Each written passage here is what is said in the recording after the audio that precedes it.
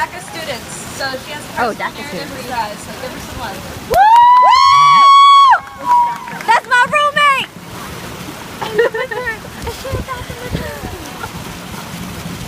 Mami, le está timbrando el teléfono. Mami, your phone is ringing. ¿Quién es, mija? Who is it? No sé, es un número privado. I don't know. It's a private number. Here, let me see. Hello? On the other line, a hoarse, gravelly voice is heard. Your name is Maria Gonzalez. You have 3 daughters, Esmeralda, Anali, and Ruby. You live on Allende Street and own a red Chevy. Your daughters attend Cuauhtemoc Elementary and your husband works at Región Manzanera. Listen carefully. You have 1 week to give me $50,000. If you do not, you'll be receiving one of your 3 girls in a bag, mutilated.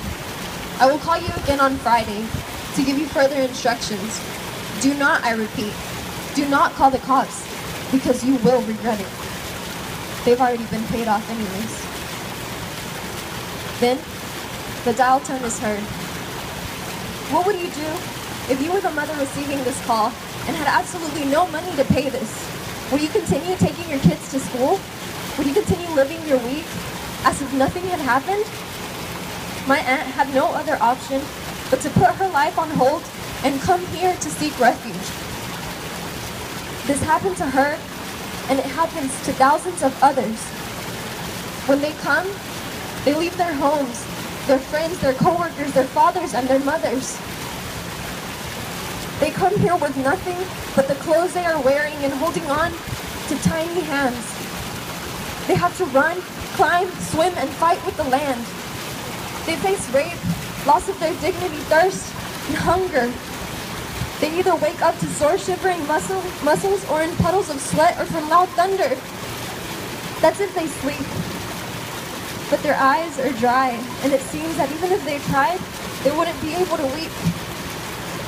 However, they continue to move forward. And they don't look back, because if they do, they'll see the bodies that have had to be lowered. They can't afford to help the weak that have fallen or stayed behind, though, because doing so would ring them of the little energy the previous night helped their bodies show. Instead, they look ahead to the land of the free, a place where they can come and become what they've always wanted to be, where their kids won't have to run home in fear, but instead arrive with their hearts full of cheer. But these children aren't aware. They don't understand why they were brought here or why their feet are bare. They're too young to resist. They're just now learning how to exist. And if they don't die on the way, they then must get used to living day by day. We come here without any knowledge of the world, but our undocumented status is criticized, and we're met with glares that are cold. But they don't know. They don't know what we've been through. They don't know what it's like to have to put up a fight to defend your parents' rights. They don't know what it's like to sleep on the floor. They don't know what it's like to live being poor. They don't know that it's difficult and takes too long to get here legally. Being there and coming here are perilous equally.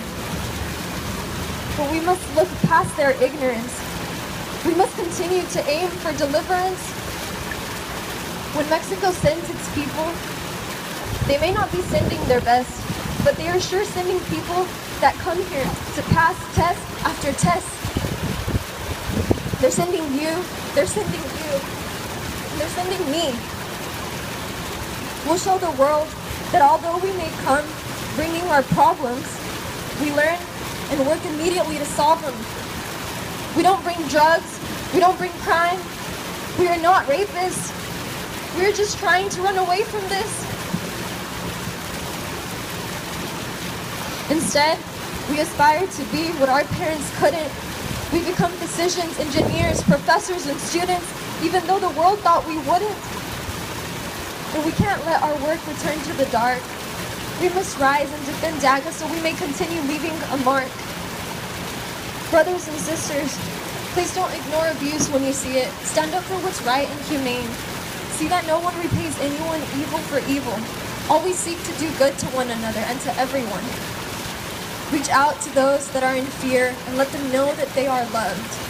Remember that a soft answer turns away wrath, but a harsh word stirs up anger. Be encouraged by knowing that by doing good, you should put to silence the ignorance of foolish people. Please know that you are not alone. You are loved.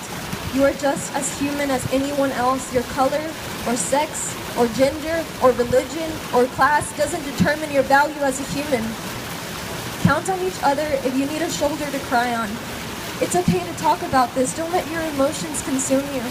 Reach out to others if you need help. Surround yourself with loving people. And lastly, continue to show the world who we really are.